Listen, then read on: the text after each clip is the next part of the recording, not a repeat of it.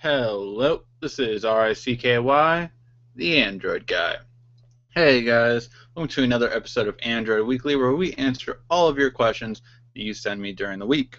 Now, if you're unfamiliar with the show, I give first all of the weekly news that has gone on during the week, and then I answer the questions that were emailed to me during the week at asktheandroidguy@gmail.com. At the end of the episode, I will be answering all live questions that you guys may have. So just leave your questions in the comment section down below, and then I will answer them for you. All right, with that said, let's get started on this week's first article. So the first article is that the EV-Links has once again brought something to our attention, which is the Galaxy F Gold Edition. So again, this is the same gold metal trim of the Galaxy F, which is what everyone thought the Galaxy S Prime would be, which I am still saying I believe it's going to be the Galaxy S5 LTE, but whatever it's going to be called, it's pretty much very similar to the Galaxy S5, but it's basically an upgraded version. It has thinner bezels than before. Now, the only thing about this is, it has the date of Wednesday, September 12th on there, which leads people to believe that it might be announced at IFA with the Note. Now, that I see as a possibility. And the reason why is because, of course, we all know during that time, the iPhone will also be announced, along with its iWatches. So how could Samsung take on Apple during this time? They've already won the summer. There is no competition for them this summer. I know the G3 is beginning popular on tech sites, but there is no competition for them in terms of what is selling in the market right now. And because of that, that's the main thing that's going into the market is going to be Apple for Samsung yet again this year. So why is this so important? Well, if Apple is launching their iPhone with their two iWatches, wouldn't it make sense for Samsung not only to launch their Note 4, which is already gaining, a lot of attention, but to also launch their newest device, which could be a Galaxy F? I think that would be really cool. What do you guys think? Let me know in the comment section down below. And then we, of course, had the announcement of the Galaxy Tab S series. Now, the Galaxy Tab S is a very unique series in that it's going to be similar to last February's models that were released. Essentially, it gives an upgrade of an AMOLED screen and a thinner design, and these new circles which connect to the new cases, which it's really interesting to see what they've come up with. I like it. It has a fingerprint scanner now. You can use up to 8 users and 8 fingerprints with each of those users, so that's really nice. I do like that the connection is once again on the side. It's a lot nicer that way. At least that's the way I feel. I like it on the side. That way you can have a keyboard case, and it works perfectly with that. And on the 10.1, of course, speakers are on the side, which is really nice. So I think it's not going to be too much difference from the older version we had, which was the Pro series, which I'm assuming will no longer be available. But you can see, the multi-window, of course you have it there, the side sync, which we did have already, but most people still don't know about side sync, and I've had it on my S5 to my Tab 12.2. I think I'm going to have a demo of it because a lot of people don't know about it. Now, the one thing they did add to side sync, though, is that I can make calls now through it, so that's really a nice feature. You have, of course, adaptive display, which I've had before, and again, like I said, the fingerprint scanner, so you can just use your fingerprint to unlock it. It's a really nice feature for that. And, of course, you do have other abilities. One is, of course, kids mode. You do have Knox, which I love. I use that for my job.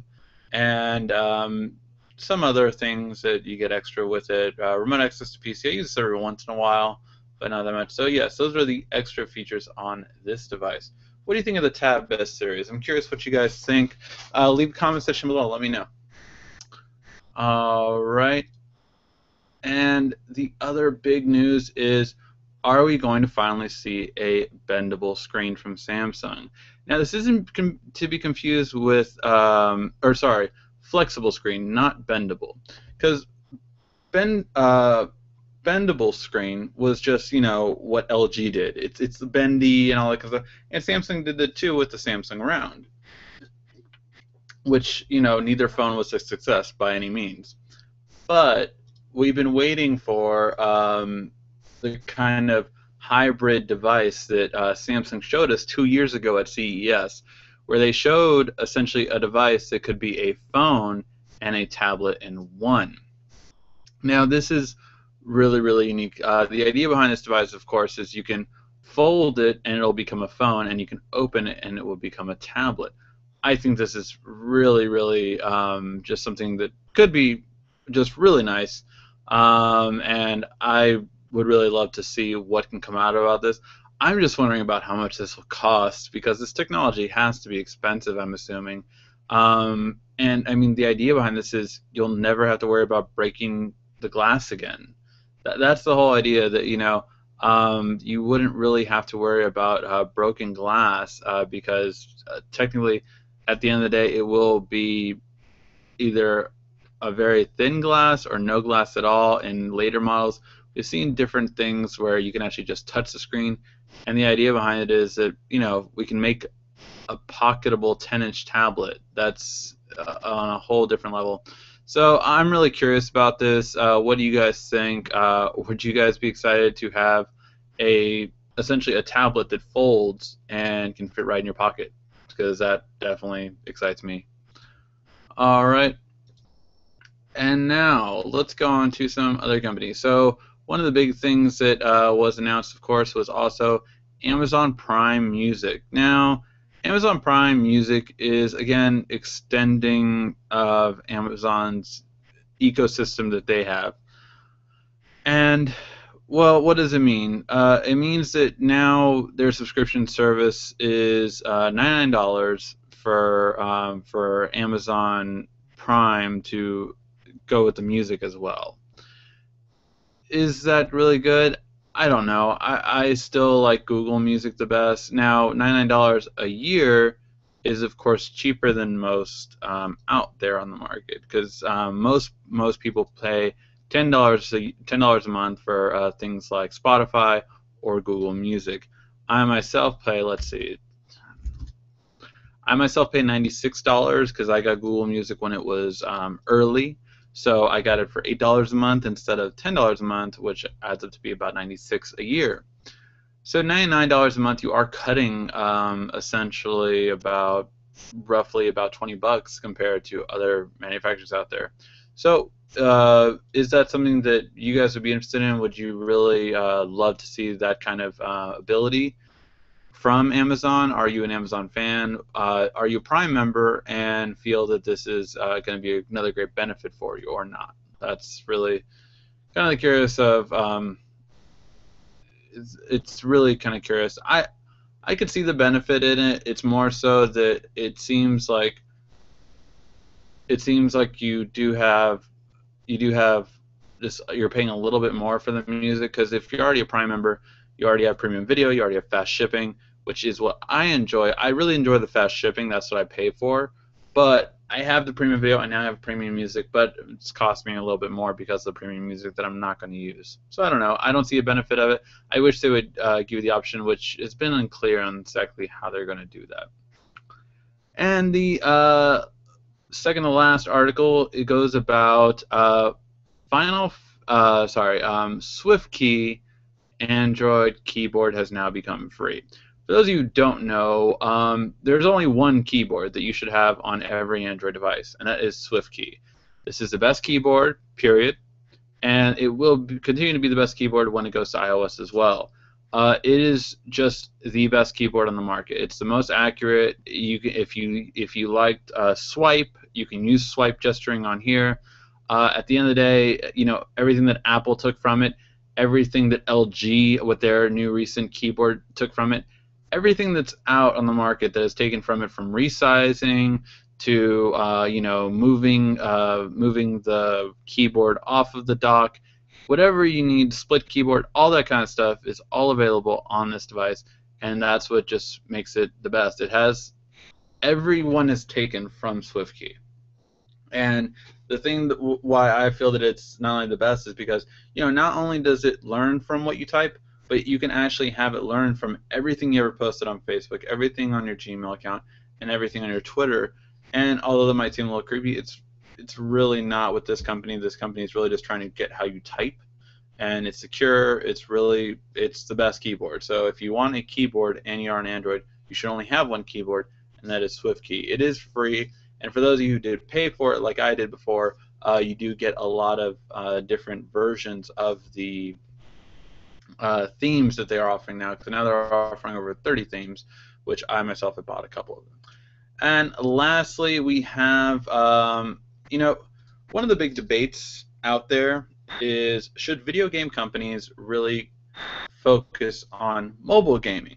Because mobile gaming is quickly becoming a wide expansion, definitely, but should video games companies really be focusing on it? Because even though there is money in it, the fear is essentially that they will hurt themselves by doing this. One of the biggest companies out there is Square Enix, who has really adopted video gaming very well, but they basically, ported over all their SNES games and moved them over to Android and iOS, and that's good and everything like that. But now they're trying something pretty new. So, and they have made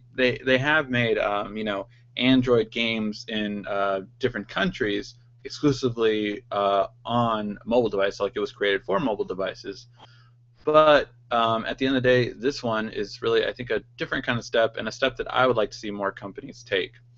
And that is they are creating a part of a game. So Final Fantasy VII is the most popular Final Fantasy of all time. Whether it deserves to be or not, it's the most popular. And G-Bike is essentially a game that's coming out for Android and iOS later this year. We don't know. It's going to be free to download, and it's going to have in-app purchases. Essentially, this was kind of like one of the original games where, as Temple Run style. This was Temple Run before Temple Run was Temple Run, and it was just a part of the experience. It wasn't the entire game. It was just a mini game within Final Fantasy VII, and they are recreating it and giving it a nice HD remake essentially for mobile. I think this is really a good idea. I mean, there's certain games that were just fun. One that I've loved that Square Enix hasn't done, but there's third parties on Android that have, is Final Fantasy VIII, the card game, Triple Triad. I thought that was a great game, and these are the kind of things that I think that video game companies should be doing, because not only is it profitable, but it will make money because it gets that nostalgia factor that we all love in video gaming. And I think it's a great idea, and it doesn't cost them as much as remaking an entire game. It's only part of the game. Alright guys, I'm going to be answering the weekly questions that were emailed to me. Again, if you have a question you want to email to me, asktheandroidguy@gmail.com is the website, and then you can just, if you're watching live, just leave your question in the comment section down below, and I will get to it after I'm done with these 4 questions. So Kevin asked, I have an S4, we'll be upgrading soon. I didn't get the S5 because I wanted to wait on the Note 4. Do you think the Note 4 will be worth the wait? So, will the Note 4 be better than the S5? Yes. There's no doubt about it. The Note 4 will be better than the S5, period. How much better is more the question. And is it worth it to wait for right now? If you have an S4, you're not having any problems with it, it's in good condition, wait. There's, I know the S5 is tempting, and the S5 is worth the upgrade. But it always depends on the type. Look, I have both phones, okay? I have the Note, and I have the S5. So I have both of these devices, right? And I really love both of the devices. So I can't wait for the Note 4. I cannot wait to see what the Note 4 is going to have. And really, it's because it's going to have next-gen hardware. That's what I really am looking forward to. So it probably will have everything the S5 has. You know, this amazing camera, which I'll do a camera shootout with anyone with the S5. I have an HTC One. Where is it? Look, have an HTC One. Have an HTC One. I'll be getting the G3, although the G3's camera does not look that impressive right now, especially in low light. It does not look impressive. So, you know, we're seeing all these other companies with but I will test anyone with an S5 because it's the best camera out there. The Note 4 will probably have a 2K display. It'll probably have a Snapdragon 805 processor, which no phone has right now, which I've been waiting for since I saw like some demos of it at CES. I think it's really a cool device. So yeah, I think it will be worth the wait, and I cannot wait for it, to be honest. It's really really interesting. Michael, who I answered his question last time with the Signal, has now asked, I'm wondering about getting a skin from your device from Decal Girl. Will this Does this affect wireless charging? I'm interested in purchasing a wireless charge system, but I don't really want my phone to be completely unprotected. So here's the thing. No, it will not affect wireless charging. Skins will not affect wireless charging. They're very thin, so they won't affect it. Cases generally won't. Like this case, not too thick, but it doesn't affect wireless charging.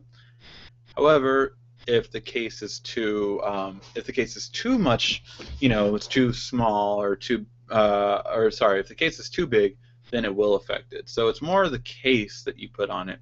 And yeah, I mean, skins are great, but like I would put on a skin if I'm putting on a clear case, or if you put on a case, because like my Note 3, I actually don't have a case on it. But I'm very good with my phones. Never broken a phone, Hopefully never will. But yeah, so that's why I say that. So skins will not affect it. However, take caution. If you know yourself, if you're the kind that breaks your phones, then I wouldn't recommend going out with just a skin. I would put on a case. But no, skins will not affect wireless charging, and depending on the case and how thick it is, it will not as well either. All right, Stan asks, I bought a brand new Tab 3. Can't find any apps to move to my apps to the external SD card. Followed your video to do the tab faster, but still can't get it to run GTA correctly. Any way to move the apps to the SD card or increase the RAM memory? So one thing, no, there's no way to increase the RAM memory, none whatsoever. If I remember correctly, the Tab 3 did okay, I believe. No, did it do okay with GTA? I don't know if it did okay with GTA. I did have a game review, Stan. Check it out. Because I know the Tab 4 didn't, so I'm assuming the Tab 3 didn't either.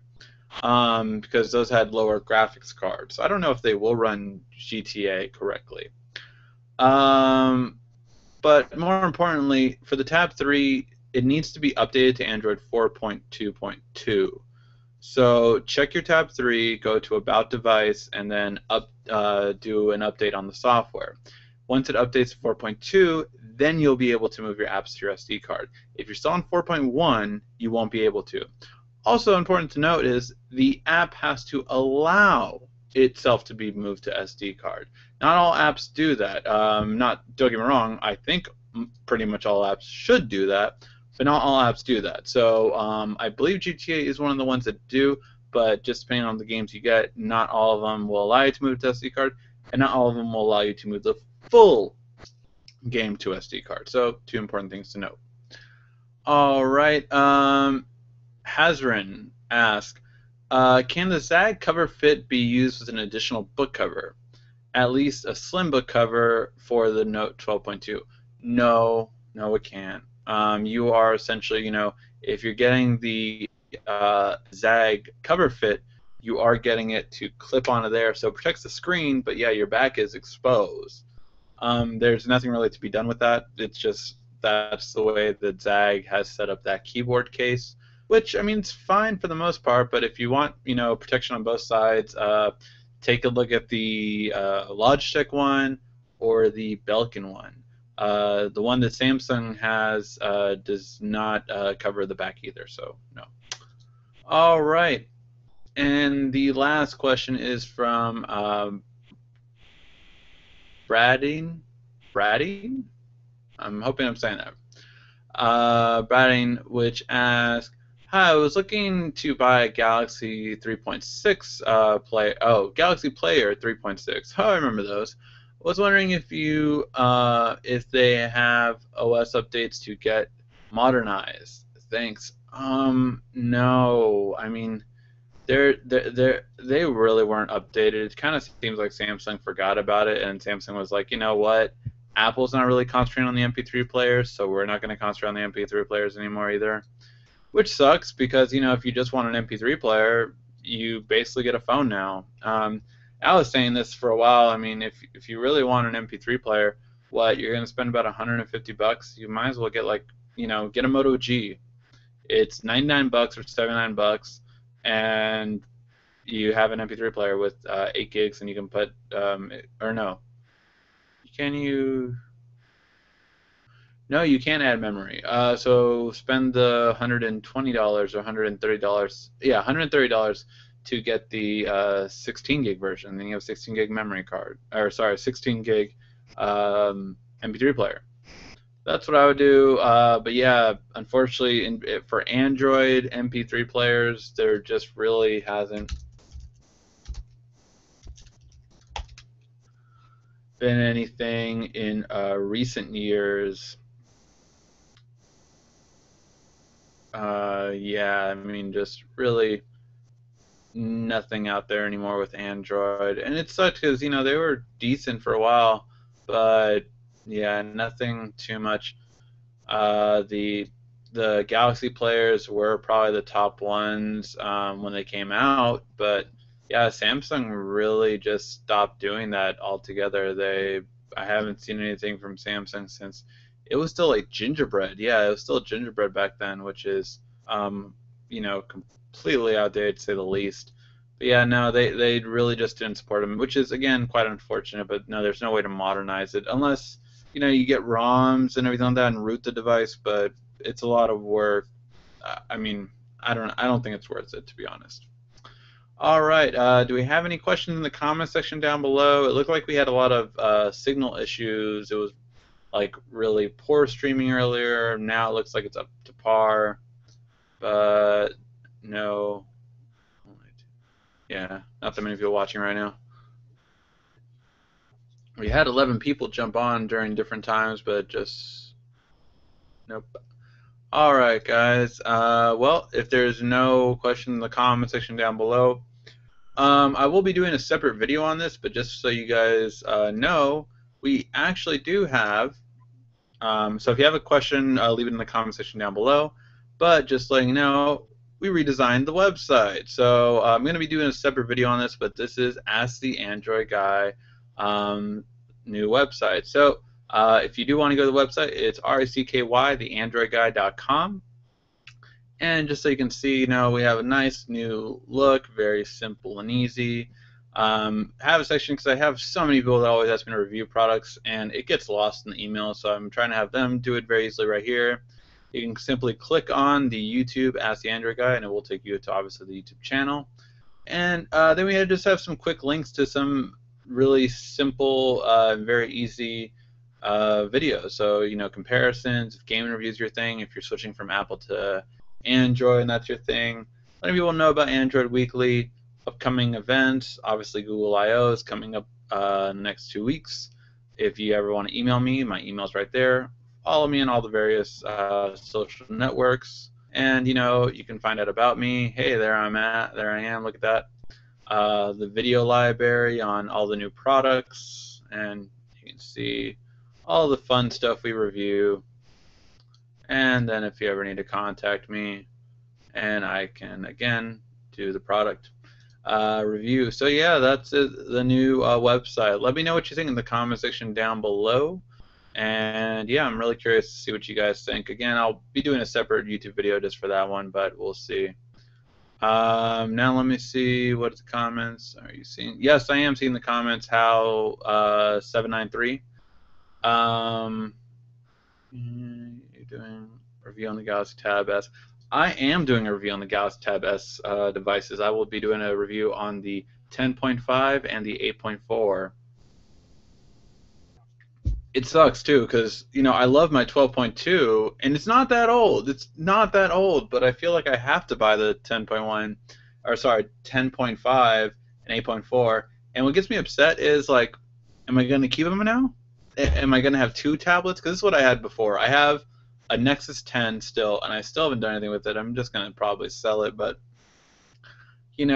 I have a tablet that I have not used, and it's like, what am I doing with it? Like, I'm gonna sell it eventually, but it's just like I hate having two personal tablets, unless it's maybe different sizes. So maybe I'm gonna buy the 8.4 and keep that one, and then maybe the 10.5 I'll just review, and then that'll be it for that one. But yes, I'm getting both devices for the review, and I'm even getting a Logitech keyboard, which is really nice. Logitech already messaged me, and I'm getting their amazing looking 10.5 keyboard, which really is amazing looking. Actually, I don't know. I can't. I was going to show you guys, but I don't know if I can show you guys yet. So because of that, I will not. But I mean, their keyboard was by far my favorite keyboard for the 12.2, so it's only probably fitting this is going to be my favorite one for the 10.5. So I can't wait to review those. But yeah, I am really, really curious of the Tab S series. I'm going to review the Xperia tablet as well. Hopefully it's out now for me to get it very easily. I hate shipping stuff online. I feel like it takes too long. But yeah, I really am excited about it. And I think Samsung's doing it right this time because supposedly the LTE models are going to come out right after. At their announcement, they said that the tablets will be coming out July. I think when I went to Best Buy, the guy said July 4th, which as far as I know, they haven't had an official date yet, but that's what he said. He's at the Samsung store within Best Buy's. So I'm curious on that. Definitely really, really curious to see how it's going to be. It's they have the demos there at Best Buy too right now. So if you do go into a Best Buy, you can actually check out the Tab S right now. Or I'm not sure if that's only select stores, but it was in the store that's by me. All right, guys. Well, we'll call that a show. And yeah, what devices are you most excited about? And which ones do you really want me to review that are out this year? Please let me know in the comment section down below. Thank you for watching. This has been RICKY, the Android Guy.